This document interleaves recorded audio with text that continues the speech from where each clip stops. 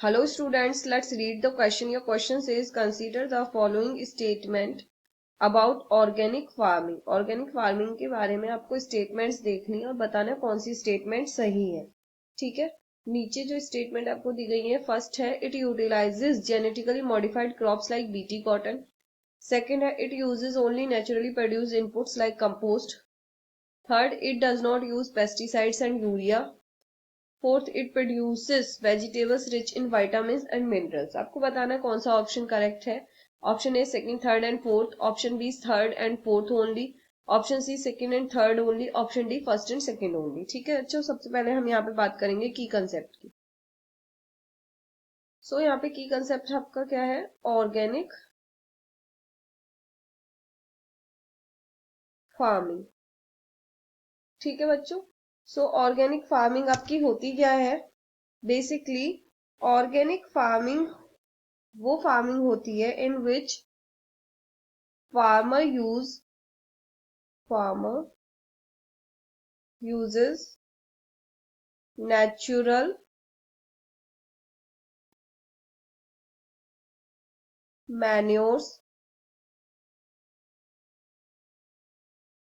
compost and biofertilizers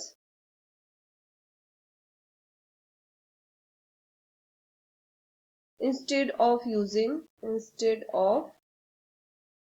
chemical fertilizers.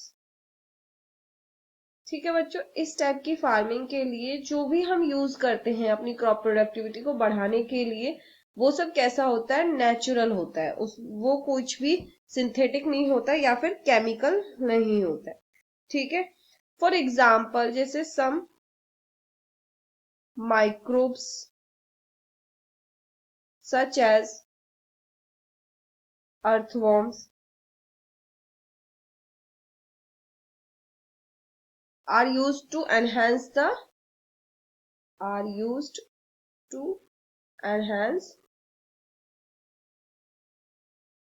soil fertility. ठीक है, इसमें आप एल्गी, बैक्टीरिया, फंगी भी यूज होते हैं एज अ बायो फर्टिलाइजर. ठीक है, सो अब हम देखते हैं आपके ऑप्शन. आपको ऑर्गेनिक फार्मिंग पता चल गई, ऑर्गेनिक फार्मिंग होती क्या है बेसिकली. ठीक है, सो आपका फर्स्ट ऑप्शन क्या है, फर्स्ट स्टेटमेंट है it utilises genetic modified crops like BT cotton. ये स्टेटमेंट गलत है बिकॉज जेनेटिकली मॉडिफाइड होते क्या है बच्चों, organisms, GMO.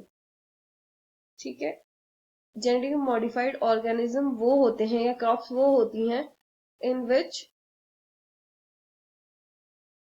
Foreign gene are introduced.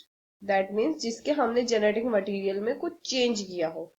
These crops are called genetically modified crop.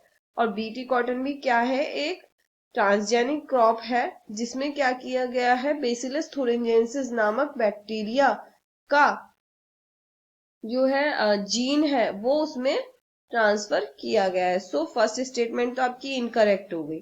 ठीक है, अब सेकेंड स्टेटमेंट पे आते हैं. सेकेंड स्टेटमेंट क्या कहता है, it uses only naturally produced inputs like compost.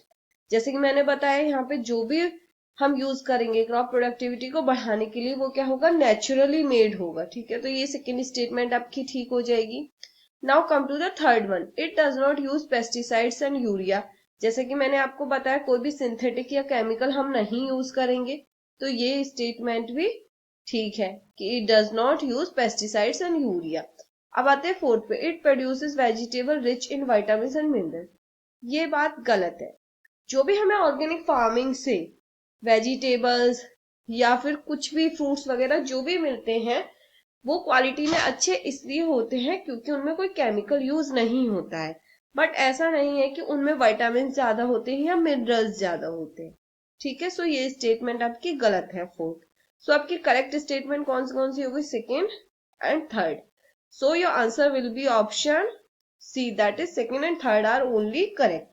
I hope you understood this well. Best of luck.